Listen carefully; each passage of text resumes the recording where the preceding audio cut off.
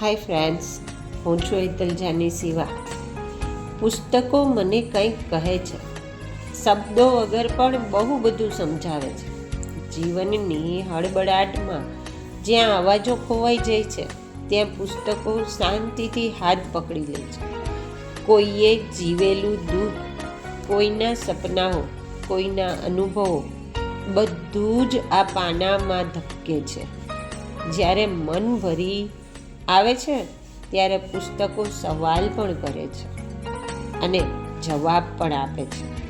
કદાચ એ માટે જ પુસ્તકો માત્ર વાંચવાના નથી, અનુભવવાનો વિષય છે.